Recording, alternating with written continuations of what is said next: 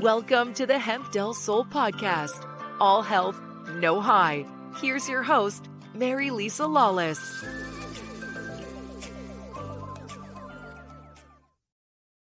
Hello, everyone, and welcome back to another episode of the Hemp Del Sol podcast.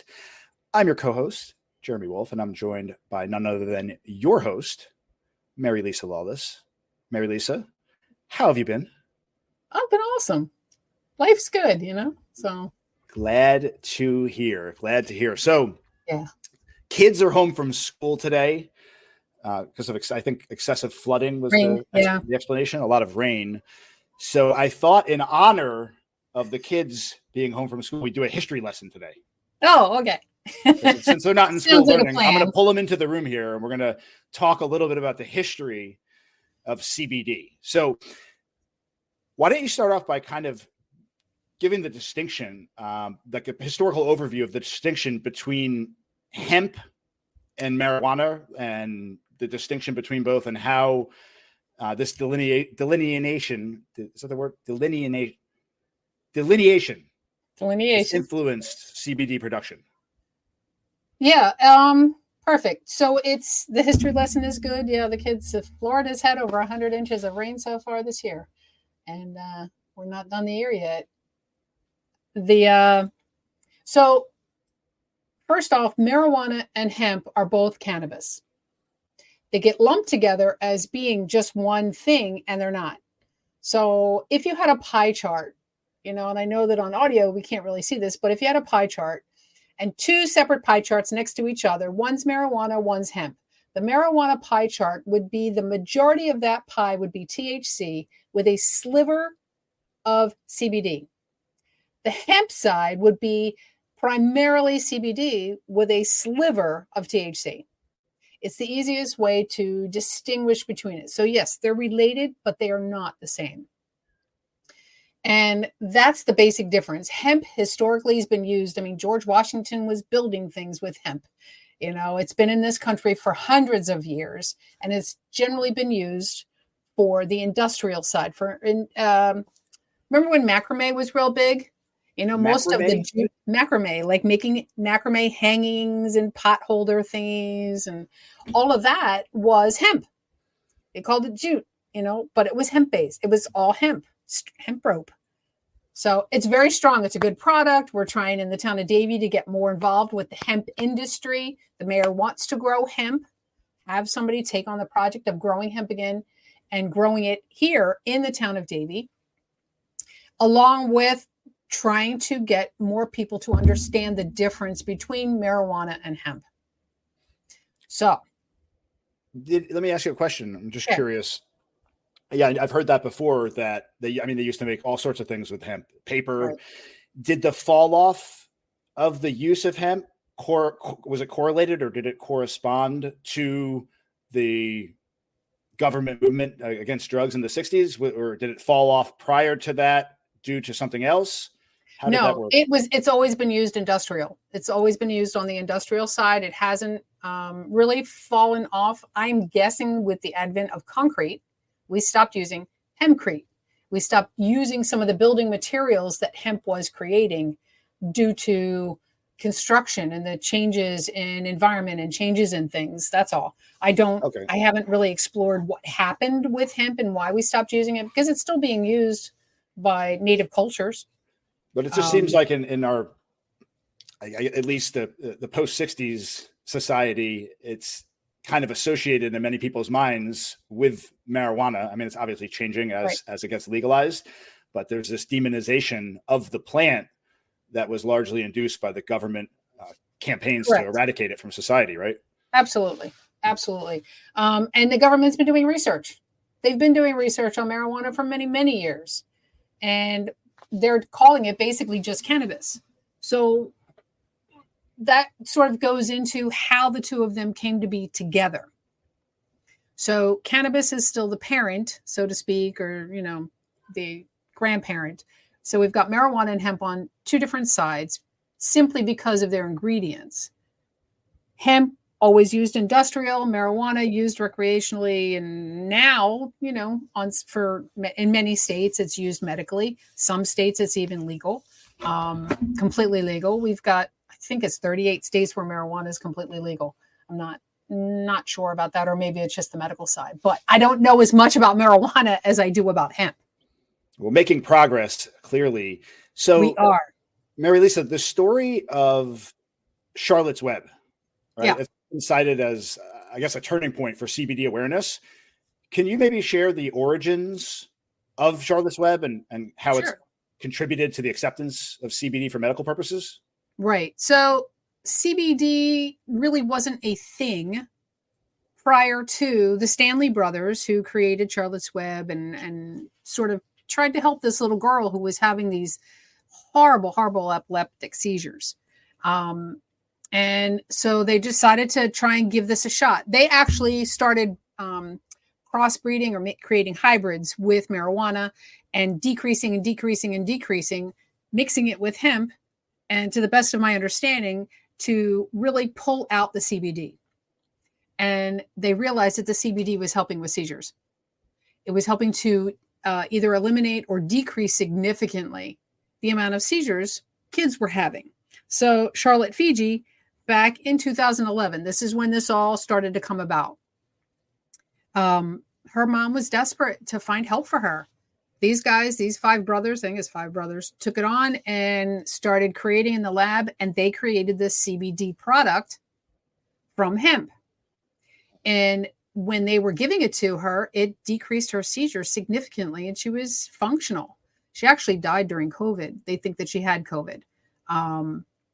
But she ended up having some medical complications, and she was 13. She just died in 2020.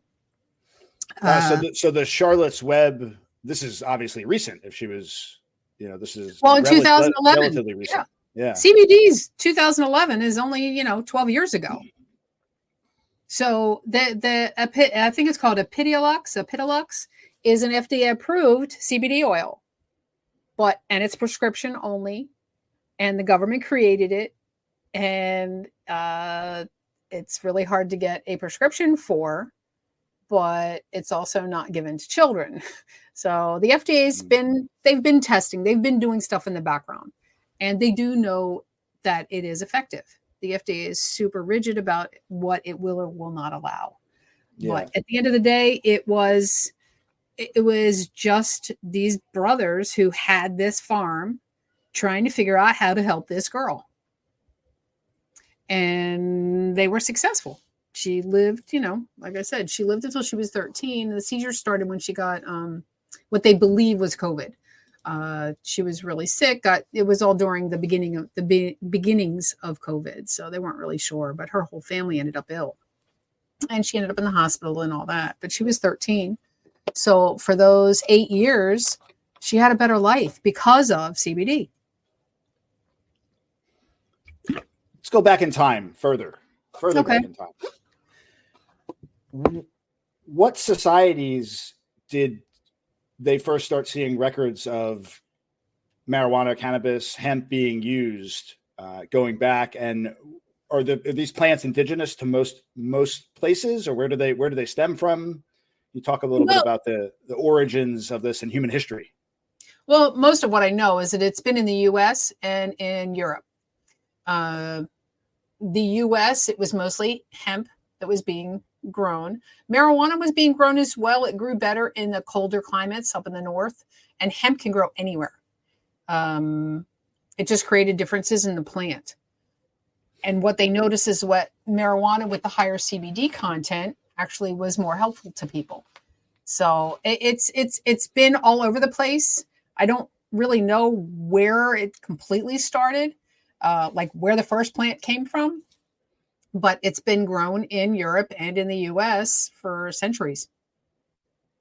So each culture has its own thing. I don't know of any specific cultures that used marijuana as part of their ceremonies, like we see with tobacco in the native, in the First Nations, they use tobacco.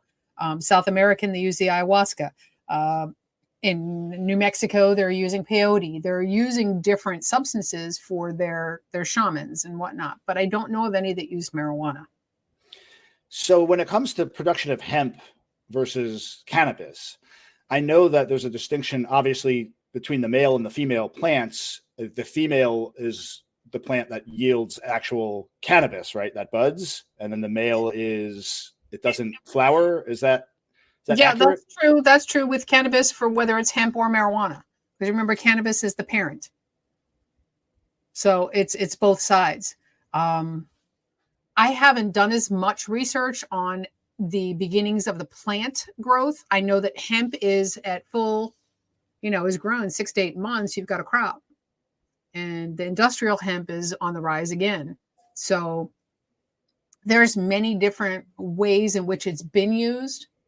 The marijuana piece, I'm not real sure about where that's been used historically for any kind of rituals or shamanistic gatherings. So I think somebody found that by mistake. As is often the case with this kind of stuff. So let's go back to the legality for a moment, because I know we were talking before the show that you're encountering some resistance in terms of promoting your own business as it pertains to CBD right now. So where are we at right now? What's the state of affairs as it pertains to CBD in today's society? So there's multiple layers. So one is that it's not FDA approved. It's not a drug, it's a supplement, but it's not FDA approved. And people look for that FDA approval. If it was a medication, then you would be looking for FDA approval. But because it's a supplement, you're not. So that's one piece of the legality side.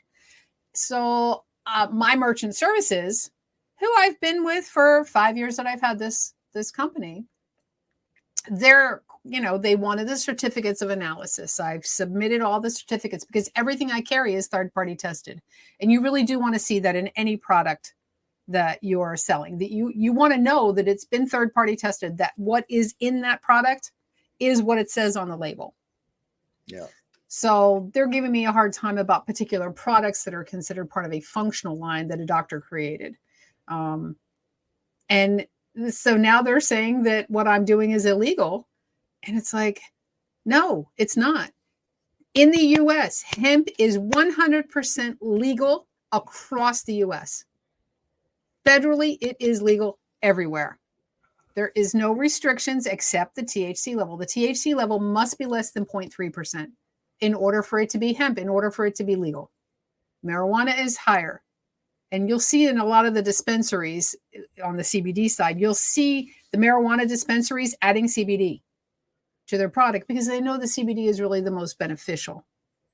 And for years, all I've been able to say is anecdotally, I see it help with anxiety. I see it help people sleep. I see it help people feel better, their aches and pains, whether it's a topical, whether it's an ingestible. It's kind of crazy, some of the backlash that I get. And I consider myself to be an educated, a smart, educated woman, business owner, psychotherapist, herbalist. I mean, I've got a list of things that I do my research. And so I get it that this is not dangerous, that nobody has ever died from either marijuana or hemp. There's never been an overdose of either. The worst thing that happens is people get hungry and they sleep. That would be the worst thing. And some people want to sleep and some people want to have more of an appetite. But it is a little bit disheartening, the pushback. So even on social media, I find the social media pushback overwhelming. We're supposed to have this certification called Legit Script that charges $800 for the application, $1,600 a year, and yet they won't certify anything that you can ingest, which means the gummies, the capsules, the tinctures. And yet every single ad you see on social media is an ingestible. It's a gummy. It's a tincture. Yep, I see it all the time. It's crazy. Yeah. And so I was not willing to compromise my integrity and lie and say, no, I don't sell those things. Because when I reached out to the company, what their response was is that, well, we certify them, but we have no way to monitor what they do once they put the ads together. It's up to the company that's putting the ads out there. And I was like, all of the social media companies are doing this. It's 100%. It's across the board. So it's kind of crazy, but my integrity is worth more. That's why I have certificates of analysis. That's why I do my research. And And as I said, CBD has only been around since 2011. Charlotte's Web is still around, still producing products, still putting stuff out there. They're still a good company. I carry a different line, but again, it's a good company. I carry the Veritas Farms or Veritas Farms, depending on how you want to say it, as a primary source. I have Purewell. I have Crystal Creek. These are companies that I've researched and and I feel comfortable carrying their products and comfortable selling these products. There are good companies out there. Charlotte's Web was just the pioneer. They were the ones that were out there saying, hey, this is helping her. This is giving her an opportunity at a new life. And Charlotte was, it really helped. And other mothers have jumped on. I can remember the movie, I think it was with Susan Sarandon, called Lorenzo's Oil. And it was about seizures. He was a young boy having seizures. And so the mom was going crazy trying to figure out what do I do to help my child?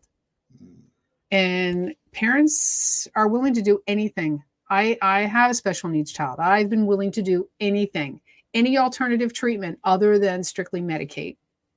Medication should be a last resort, not a first resort. So yeah, that's about where I'm at with CBD and wanting to get all this stuff out there. I just want to educate the public. Just educate yourself. It's the most important piece you can do. And don't be so afraid to try new things. One last question before we wrap up. I'm just curious. I'm going through in my mind, ever since Charlotte's Web, obviously there's been research done on CBDs.